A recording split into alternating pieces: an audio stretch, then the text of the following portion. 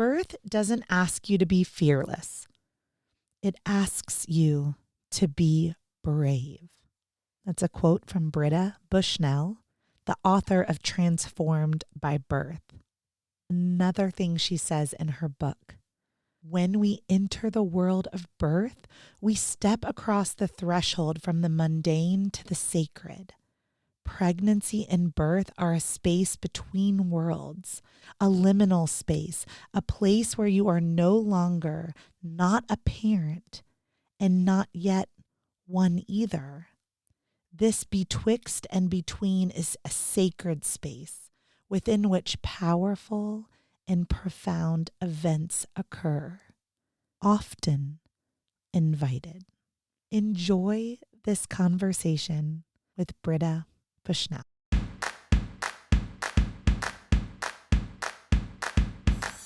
What does a contraction feel like? How do I know if I'm in labor? And what does a day of labor look like? Wait, is this normal?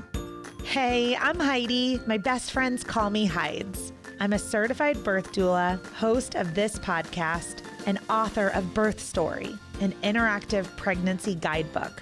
I have supported hundreds of women through their labor and deliveries, and I believe every one of them, and you, deserves a microphone and a stage. So here we are. Listen each week to get answers to these tough questions. Birth Story, where we talk about pregnancy, labor, deliveries, where we tell our stories and share our feelings. And of course, chat about our favorite baby products and motherhood. And because I'm passionate about birth outcomes, you will hear from some of the top experts in labor and delivery. Whether you are pregnant, trying desperately to get pregnant, or you just love a good birth story, I hope you will stick around and be part of this birth story family. So let's say you're pregnant. That's why you're listening to the Birth Story podcast, and you're preparing for a hospital birth that's upcoming. And of course, this podcast gives you tons of free information, right? But do you really understand the stages of labor? How to know when you're in labor? What if you have to have an induction? What about a cesarean section? What about all of the decisions that you have to make once you get to the hospital? So you get there and then they put you in triage. Birth Story Academy walks you through all the things that happen, like that rapid fire with monitoring and blood work and questions and IV ports. And do you want an epidural? I don't know. Do you? In Birth Story Academy, we literally break down all of those decisions, pros, cons, risks, benefits, intuition. And we get into it. We make birth plans, we do birth visions, we listen to birth affirmations and parenting affirmations. And at the end of it, you know exactly what's going to happen when you go into labor and when you get to the hospital. What's going to happen after you give birth, newborn care preferences, how to take care of your baby. So I guess what I'm getting at is, if you're not in Birth Story Academy, what's your plan? Right? I want to be your teacher. I want you to come join me in Birth Story Academy and let me walk you through all of the decisions that you have to make if you're having a hospital birth, and how to have body autonomy and how to have informed consent and informed refusal. I'm going to teach you and your partner, if you have one, everything that you need to know about birthing in a hospital so that you can walk in that door with some swagger, with some confidence, wash that anxiety away, because you learned everything you needed to learn in Birth Story Academy and you are ready to crush that birth, right? Okay, let's do it. And let's get to this episode. Hey, Britta, welcome to the Birth Story podcast. Thank you for having me, Heidi. I'm excited to be here. I am very excited too. And I just really want to dig into your work and Transformed by Birth. And my audience asked for you to be here. And so, oh, yay. I love hearing that. How amazing that you're here. So thank you for saying yes. And absolutely. I know you just celebrated the 3rd anniversary of this amazing book. So let's just start there. Tell everybody who may not have a copy of your book or know about you, can you just share a little bit about who you are and what role you're playing in the birth world today. Oh, absolutely. So, yes, Transformed by Birth was published in January, 3 years ago, January. So I have a toddler now. That's kind of how I feel about this. And let's see, my road to birth started as a yoga teacher back many years ago, back in the 1990s, actually. And I was pregnant with my first, and I was a yoga teacher, and my boss was like, you're pregnant, you teach yoga. Why don't you teach the prenatal yoga? And I was like, all right, sure, I'll do that. And I did, and I found I loved it. And so I kept teaching, but then I felt like I needed more. And so I went deeper into birth work and became a childbirth educator, a doula, all of it, and started integrating so much while simultaneously raising two little boys and supporting my relationship with my husband. At one point, I became a co-owner and head of the mentor program for Birthing from Within, and one of their facilitators who did the trainings and taught what were then called level ones. It has different words and names to it now. And did all of that. And then when that cycle ended, I decided, you know what I want to do? I want to go back to school. And I thought I was going to go back to school to become a therapist, and went and looked at therapy programs and was like, oh my God, I cannot do these classes. I have no interest in things like reporting and the rules of this, that, and the other. And I was like, oh no, that's not me. And I saw this program in mythology, and I was like, oh, that is me. So I got a PhD in mythology while my kids were in elementary school. And that was a whole thing, let me tell you. But the writing of the dissertation required for my PhD was like the research phase of Transformed by Birth. Even when I was formulating my dissertation topic, my committee was like, Britta, this isn't just a dissertation. This is a book for the public. And so I took it, and I will say that I had to de-academify it. And I spent 6 years learning how to write like an academic. And then I had to spend 2 years learning how to not write like an academic.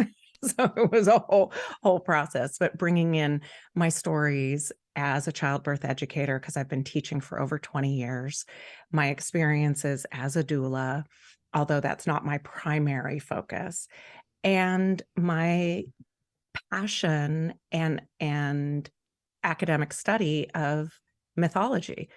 And so I use mythology, I use storytelling, I use metaphor and symbols to talk about this phenomenal and profound journey that people go through when they become parents. And that is what became Transformed by Birth. Okay. Well, I have a ton of questions for you. Oh, well, let's do it. But I want to go back, because birth work, every birth worker that I talk to, it's a calling. And it sounds like if we were to go back to the 1990s and you found your way into this yoga class, could you describe at where or at what point that prompting, what that felt like to do more? Yes, I remember one of the moments, and I don't know if I've ever shared this publicly, but I remember being on a retreat with my husband that was about finance and life and career trajectory and things of that sort. And we had just gotten married, I don't know, 5 months before or something like that. And one of the things we were supposed to do was talk about our 5-year plan, our 10-year plan. And I was starting to not feel like yoga teaching was my calling. I enjoyed it. I was good at it. I was well connected. It was making me a good living, all of those things, but there was something missing. And at that retreat, the only thing that kept coming up for me was I wanted to be a mom. And I was like, damn, where'd my feminist part of me go? That's like career, let's do this. And the only thing that kept coming up in the 5-year, 10-year was like, mom, mom, mom. And my husband and I left from that retreat and had a long, long drive. And we talked and we talked and we talked. And we ended up deciding, let's do it. Let's have a baby.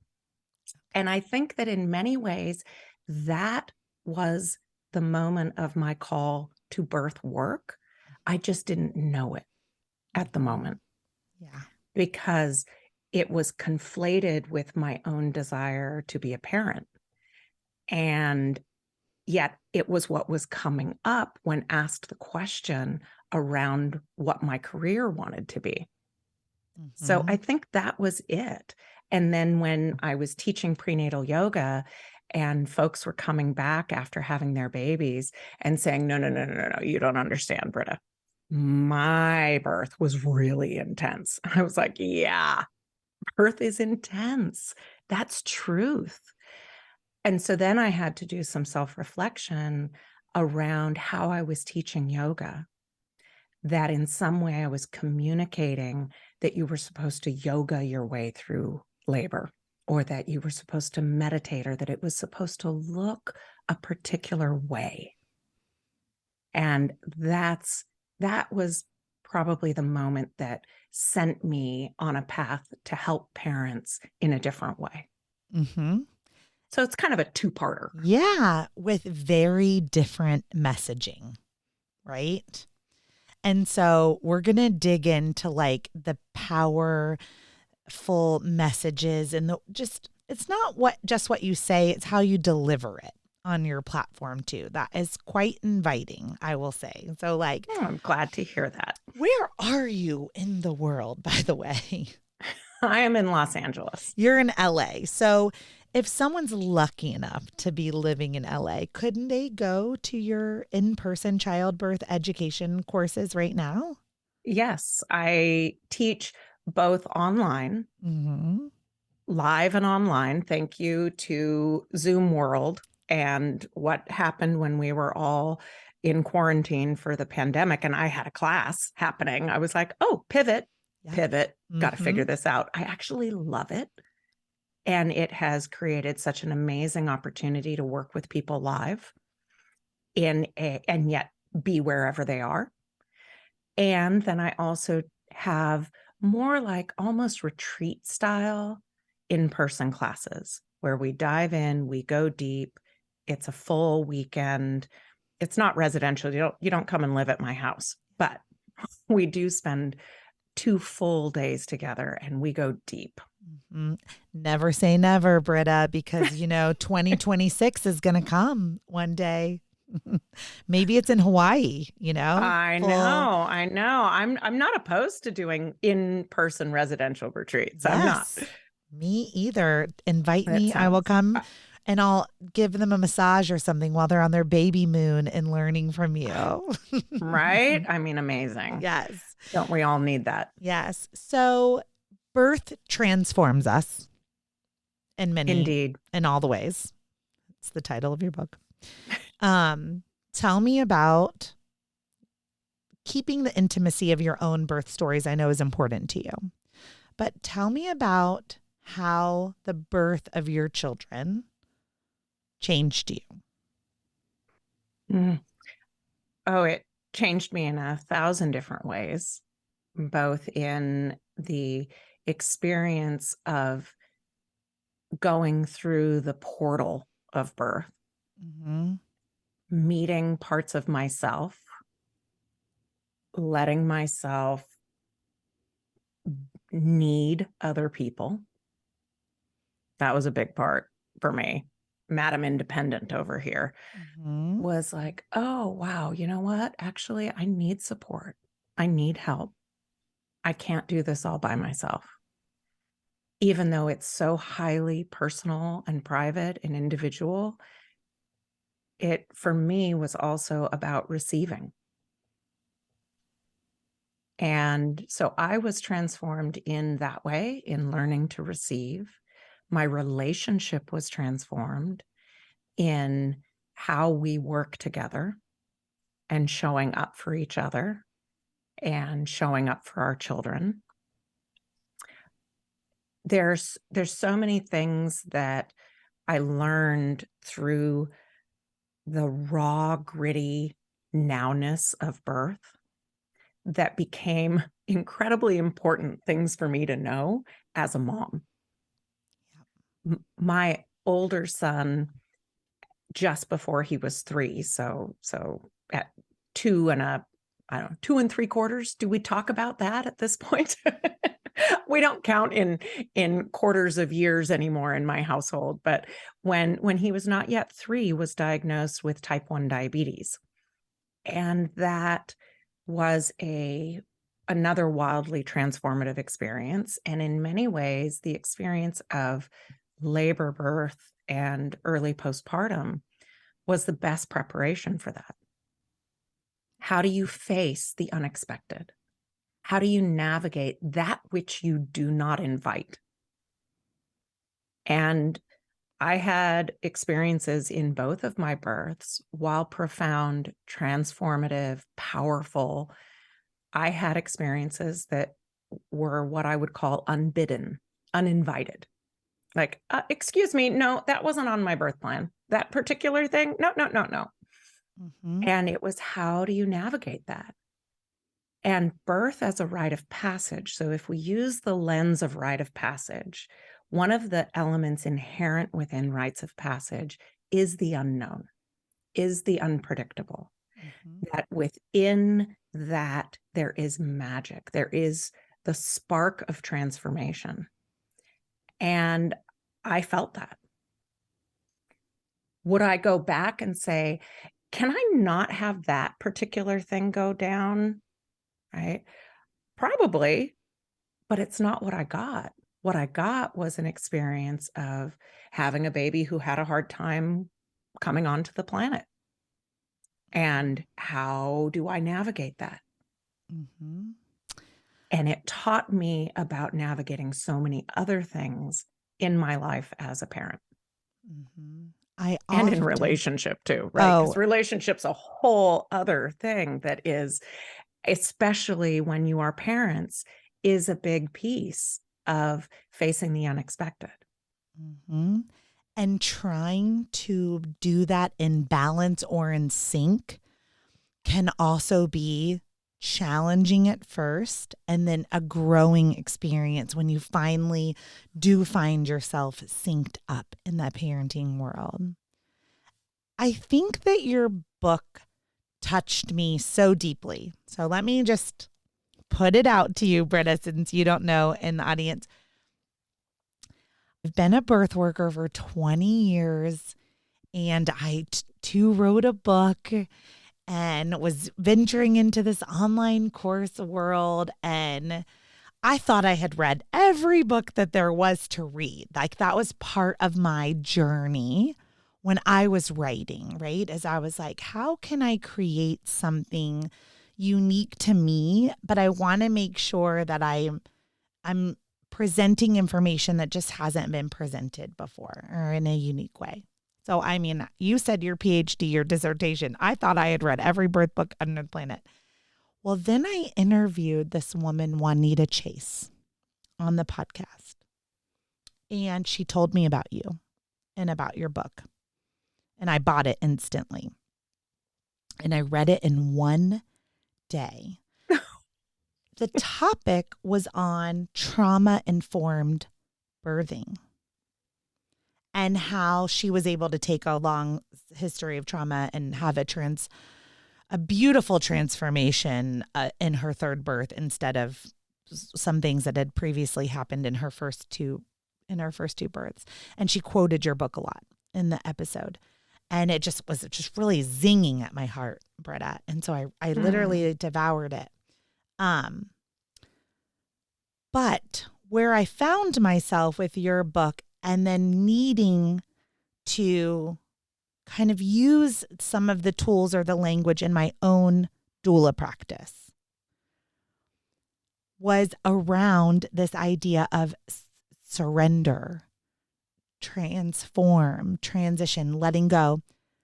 When we have such high anxiety and such fear around the fragility of life, really, you know. Absolutely. My son also um, has cerebral palsy. And that is part of our story, right? Is a birth injury and surrendering so many times in labor, like you said, right? There's surrendering to this position or this sensation or this. And I remember surrendering when he lost his heart rate Mm. and and thinking, please come back to me, Yeah. you know? And he did, but with a stroke, a brain bleed, and um and some physical and maybe some, emotional challenges, differences, uniquenesses. But how could I have navigated any of this without those first 8 hours, or his brother's birth that came before him, And so I really want to just spend some time here with you on this podcast is for everyone listening that's blossoming right now. They're nervous. They have a lot of fear. They're like, Britta, Heidi, I hear you. Surrender, transform, right? But practically, will you It's share? different. Yeah, it Yeah. is. It's the whole thing. And first I just want to say thank you for your words and thank you for sharing about your birth experiences. And yes, those unexpecteds and those places of surrender and the idea that, oh, just surrender is yeah, it's a bit of a tall order. It's not quite it when we hear it, there's an energy of it's something you can check off. Just surrender. Okay, surrender, check. I've surrendered. And in many ways, the idea of a checklist that we can go through is embedded within birth culture.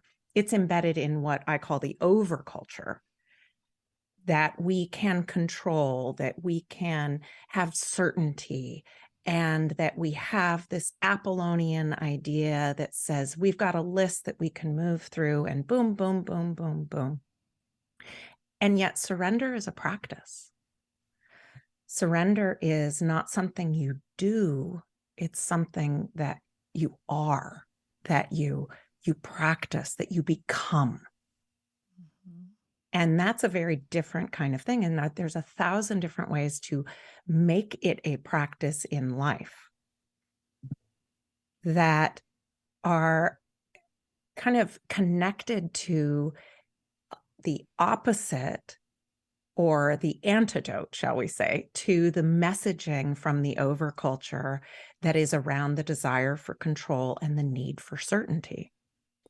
And the desire for control and the need for certainty are everywhere in childbirth. They start with a due date. Here you go, here's a due date. And it gives the sense of certainty. It gives the sense of predictability. When birth professionals know, oh, yeah, that doesn't say a whole lot. It gives you a window, kind of, maybe, sorta. I mean, I know a bunch of people who aren't even in their window when they give birth. But when we can expand expectations, that's a beginning practice of opening to the unbidden, which opening to the unbidden is the messaging that can be helpful in an overculture that says control, certainty. Those are primary. Let's put those up high. Mm-hmm. And so expanding expectations, and not just expanding expectations, meaning let's make a more detailed birth plan. My idea of expanding expectations is saying, okay, regardless of what happens in your birth journey, what do you need to know or do to support yourself? Mm-hmm. Who do you want or need around you? How do you lean into them or into other parts of yourself? When the fear and anxiety that you spoke about is so prevalent in childbirth preparation, in the journey of pregnancy, and it's normal. One of my teachers, Clarissa Pinkola Estes, says that fear is hungry for information, which I just love. So what happens is when we feel that fear, we feel that anxiety, we go, oh my God, I got to read all the books. I got to listen to all the podcasts, and I got to gather all the information. And while gathering information can be helpful in the age of information, it can actually create a spiral of more anxiety. So there's that, it becomes that practice of how do I expand what I need to know about myself rather than out there entirely, so that I can rely on things beyond information, because information is just one kind of knowing, so that we can go deeper and be ready to meet the unexpected. Because even if your birth doesn't offer you some unexpected morsels, parenthood certainly will. Yes. I often say, Britta, if you didn't learn it in your fertility journey, then you'll probably learn it in your pregnancy journey. And if you didn't learn it in your pregnancy journey, you'll probably learn it in your birth journey. And if not, you'll definitely get all of the lessons in the parenthood journey. Absolutely. Agreed. Absolutely. And often every one of those things brings that knowingness. Absolutely, right? because it's a journey, not a destination. And yet we, as the overculture messaging is about climbing, achieving, destination focus rather than journey focused. And so the idea that there's a there is embedded in the cultural messaging that we get here. And unhooking from that to a more journey related understanding of life, I'll just say life, but also of parenthood, also of birth, also of pregnancy and fertility. Each of those, it's journey based, not destination based. It's how are we going to walk the path as the path unfolds in front of us. We don't always know what's on the other side of the forest. So how do we start by saying, okay, what's the next step right in front of me? And take that. Yeah. So Britta, when I look back on my own journey, my first birth, I didn't let go, right? I was 43 weeks gestation. My baby was 10 pounds, 6 ounces. I believed in my body's ability to go into spontaneous labor. So I refused to show up for a lot of induction appointments. But when the labor began, I did birthing from within and Bradley, and I had been a doula for 10 years. And I just let the fear sweep right over me into dissociation, into an epidural, into augmentation, into a hemorrhage, into more dissociation when I met my child.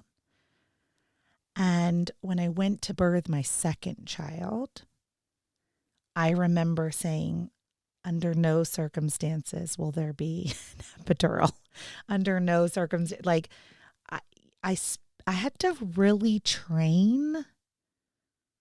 It was just like this constant practice of reassuring myself to not be afraid of the sensations.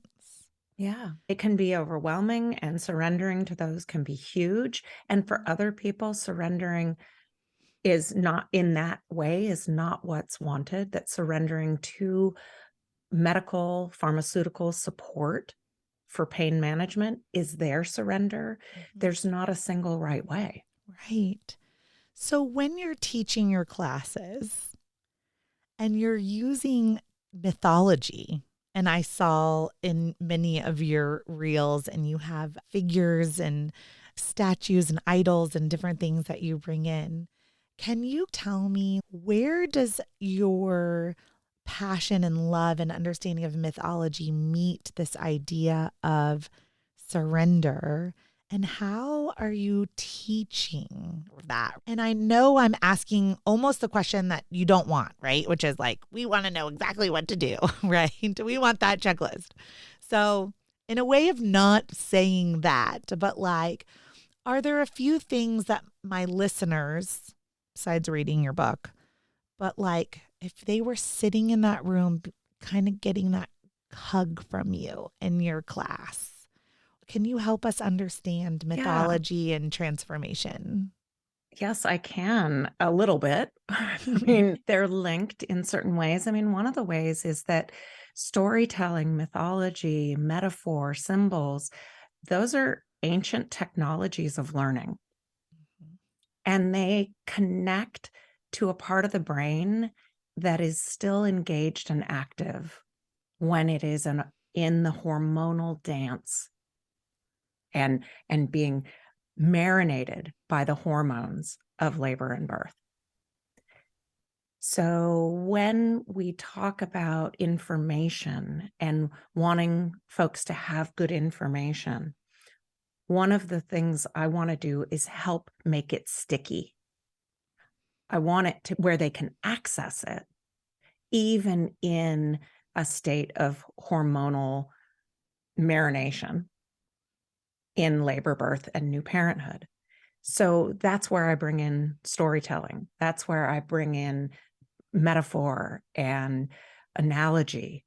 I'm an analogy metaphor girl, so they come up a lot. So one of the ways that I do it, I talk about Artemis and Apollo. And those are probably the statues that you have seen that I've brought into my reels on Instagram and such. Yes. And you say it like, and of course, Artemis, and of course, Apollo. I'm like, tell me more, Britta. I know, because Artemis and Apollo, it's like, wait, what? What do ancient Greek gods have to do with birth? Britta, that's really out there. Oh, I get it. It's out there and it works. It totally works. So when we're talking about the different energies of what's needed in birth, the Greek gods exemplify it really well. So Artemis is associated with childbirth in part because she midwifed the birth of her mother giving birth to her twin brother, Apollo. So she came out, boom, instantly she's a midwife. I love Greek mythology, right? Yes. Fully formed baby goddess helps her mother. But she is also associated with childbirth because she is the goddess of the wilderness. She is protectress of small animals. She is protectress of those giving birth. She is of the earth and close to the earth, like birth. So she's comfortable down on the ground with at the moans and howls and cries of the animals. She fiercely protects her privacy, just like the laboring body prefers privacy. She is a moon goddess, so she is associated with darkness, cycles, time that is not connected to a clock, but to cycles of the moon, of the day and night, of seasons, which is also true of the laboring brain. The laboring brain gets activated by clocks, and yet getting what the body needs for the physiologic journey of labor and birth is letting go of that clock and moving into the cycles that are occurring within the body and within the day and night. It's a different kind of thing, just like Artemis. And Artemis, you could say one of the main words to describe her is that she is untamed. She is the wilderness. And birth is pretty unpolite. It's untamed. It's physiologically speaking, it resides within the wilderness. And when we see two gods that are twins, we are meant to see them together. So we need to also talk about Apollo. And Apollo is a god associated with culture. It's like Artemis is wilderness, animals. Apollo is culture. He's god of poetry. He's a god of music. These are things that we think of that make us more cultured, more human, less animal. That's him. He's also associated with law and order. And his son is the god of medicine. So he's associated with medicine. He's also a sun god. And sun gods are about visibility, brightness, being seen. And our overculture, the culture that presses down on all of us, there's a lot of microcultures and separate cultures within this society, but the overculture is that set of messaging, that those messages that press down on us that come in the form of should. The overculture of this space is Apollonian. It's about visibility. It's about order.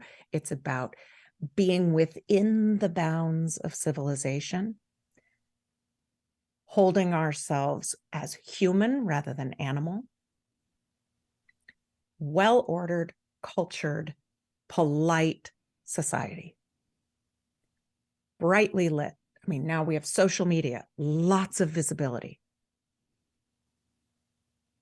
And that part of birth can work against the physiology of the body, while at the same time offer us really valuable tools when needed. And as a strong part of the overculture message. So we prepare in this Apollonian way. We put together birth plans. We gather all this information. And that's all Apollonian.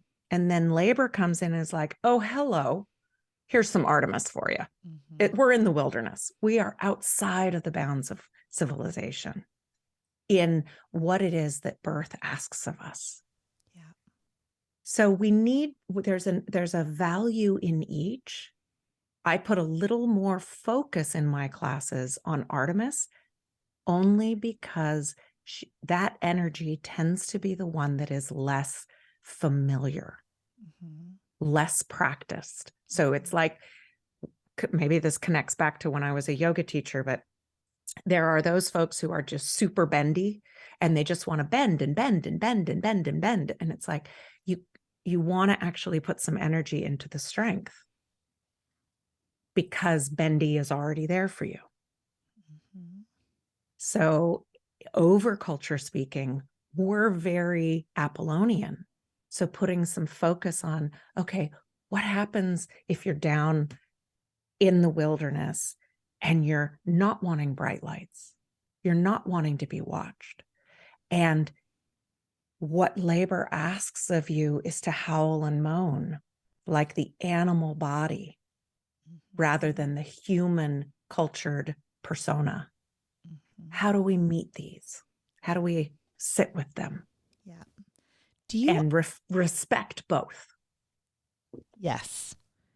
Do you often find in your practice I see something in my own practice with this type of philosophy.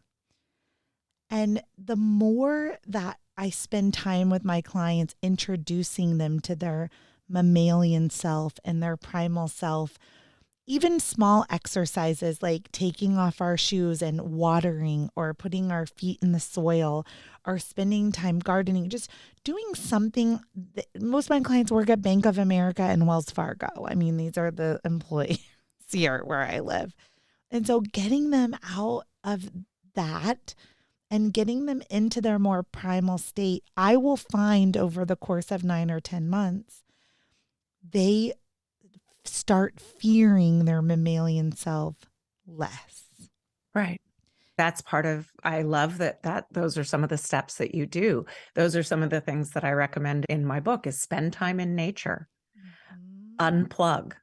I mean, that's a hard one for most of us, right? But moving into turning on music and moving not according to what you think is proper dance etiquette, but moving according to what the body is asking for can help to reprogram.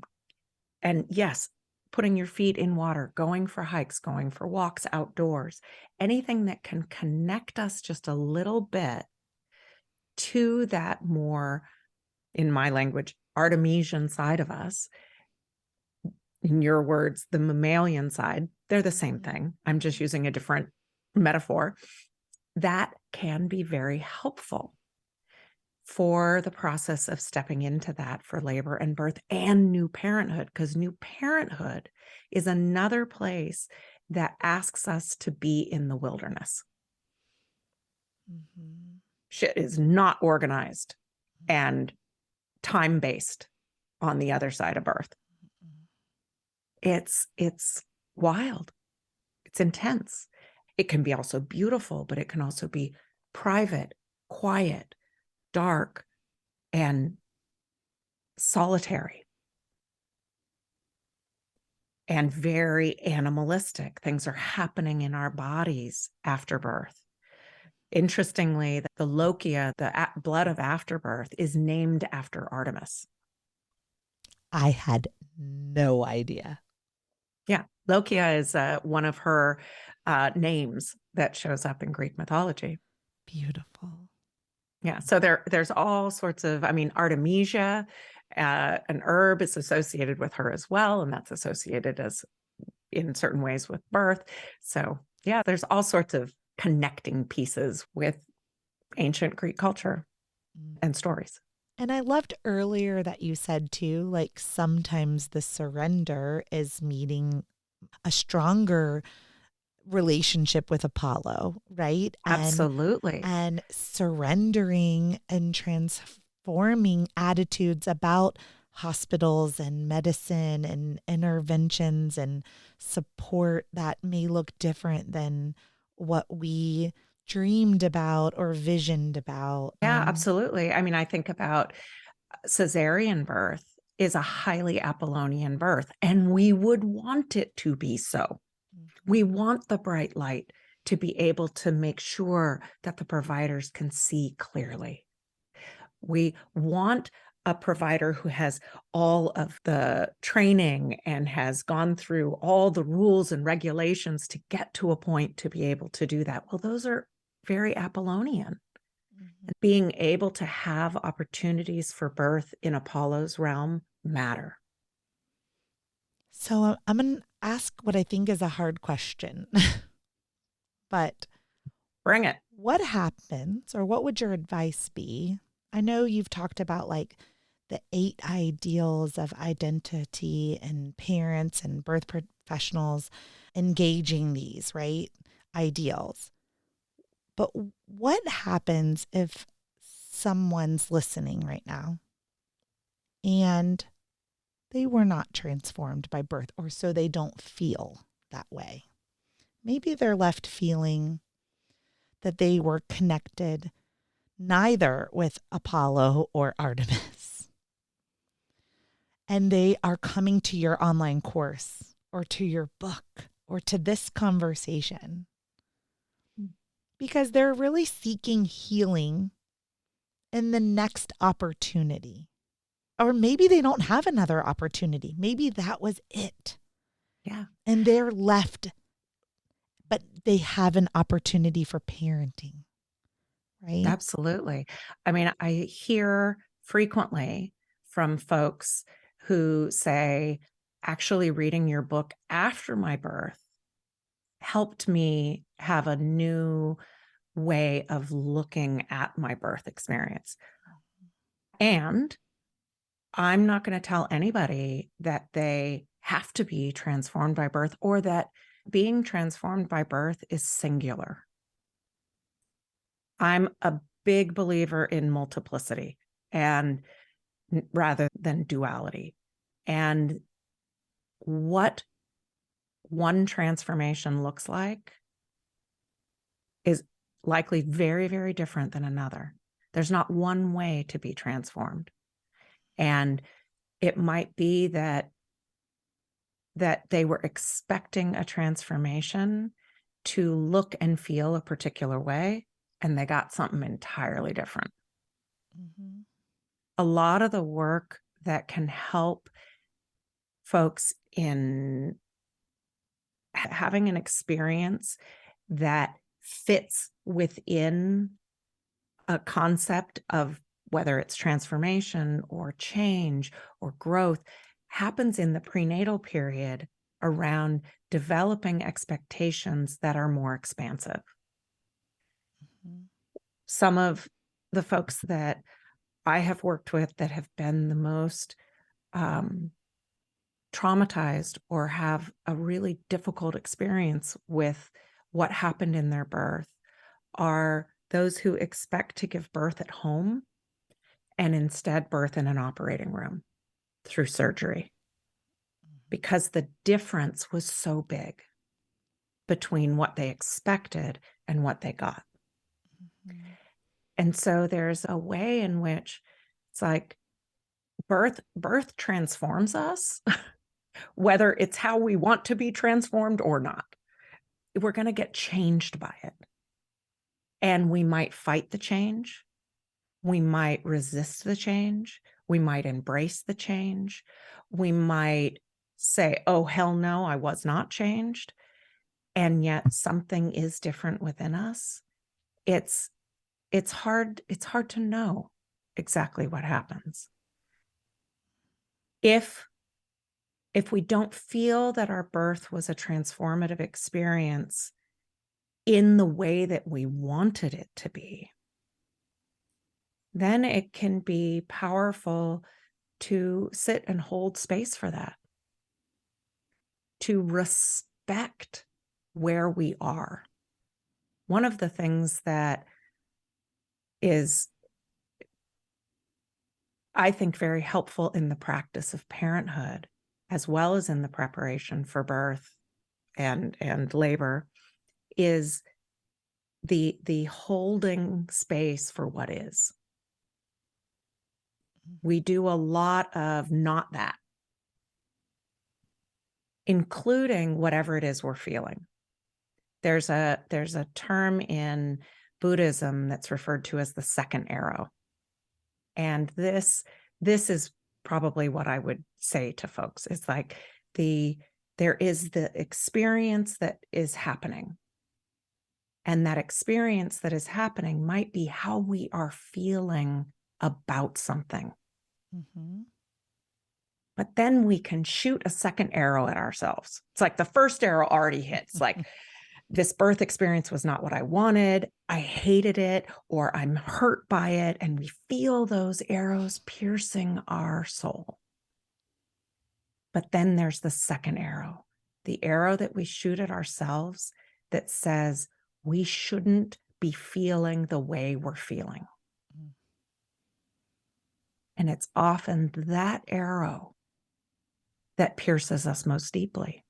Mm-hmm.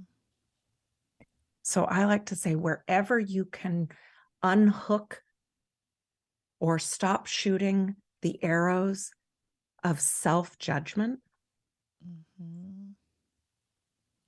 That's do it, wherever that is. Now, I can be really good at self-judgment. Most of us are well-trained. And so we might have the experience and then how we're feeling about the experience and then how we're judging ourselves for how we're feeling about the experience.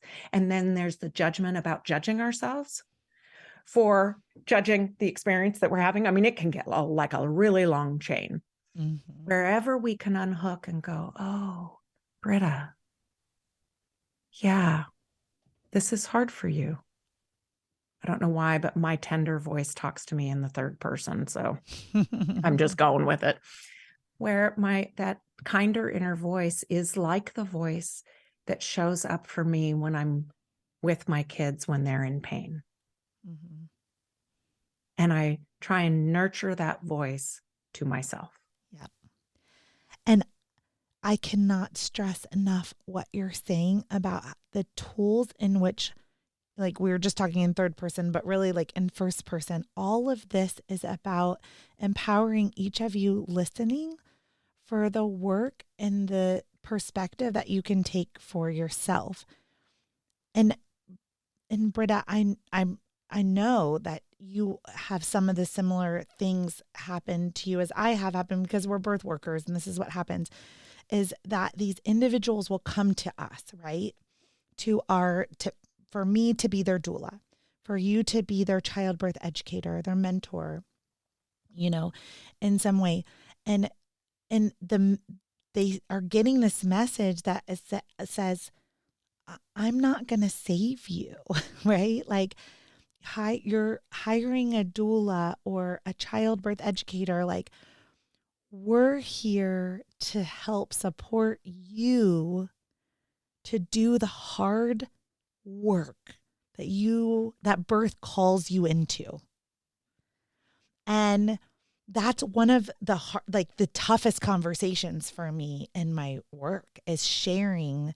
It's not about me. I'm not gonna be a savior to you. My double hip squeeze isn't gonna be like the thing, right? Like, this is, everything is internal, right? Yeah. Well, and yes, there's so many things you can do as a doula to support.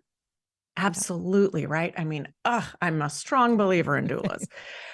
And if you I like to talk about the turning of the family wheel, that prior to becoming a parent, we're in the seat of the child. And the overculture really reinforces the seat of the child. Be innocent, be young, be free and uninformed, and just woo, right? That's reinforced in the overculture, that idea of innocence. And in becoming a parent, we move from the seat of the child to make room for our baby or babies, which means we got to get our butt into the seat of the parent. And doing that can be scary. So the child, the parent the individual who is becoming a parent and is hanging out in the seat of the child is used to saying, tell me what to do. Mm-hmm. Save me. Because we've gotten that message through our education system. We've gotten that message through our upbringing. We've gotten that message politically. We've gotten the message over and over again that says, don't worry, sweetheart, I've got you. But when we take the seat of the parent, in order to make room for our child to be the child, if the doula or the childbirth educator puts their butt in the seat of the parent and is like, let me do it for you, let me help you, let me do this, let me do that, we're actually reinforcing that the new parent is a child. Yep. So instead, as professionals, we walk alongside them to help them take the seat of the parent, which includes some of the responsibility, the ownership, the autonomy, let me help you, give you information and suggestions and guidance, and you make the decisions. You do the work. I'm here lifting, supporting, but not doing it for you, because actually that's a disservice. Mm-hmm. It keeps the parent in their child self. Yes, so beautifully said. And we allow them to then be transformed by birth. by birth, by new parenthood. Yeah. By all of it. I know we're closing our time together. And so, two last questions. One is going to go back to mythology. Is there an icon or a god or goddess or a symbol that you feel like embodies you the best? It's a good question and not one I've played with. I mean, I have to admit, I'm a wild, crazy fan of Artemis. Okay. I think I'm pretty Artemisian in a lot of ways, and getting to know her through my research and my work has definitely brought me closer to a part of myself as a person and as a woman that was previously untapped to the state that I wanted her. Mm-hmm. That there was an element of living in an Apollonian culture that was keeping a part of me tamed. So getting to know her more has been like, oh yeah, I like this. So probably Artemis. Oh, I love it. Now, you wear a lot of work hats, right? I do. With coaching and being an Hello, author. solopreneurs, right? How I many know. work hats do we wear? So many. So many. But I want to ask you today, when each one of these things I know has sparks, otherwise we wouldn't do it. But what part of the things that you are doing right now, what is giving you the most spark right now? What's bringing you to life the most that you're working on?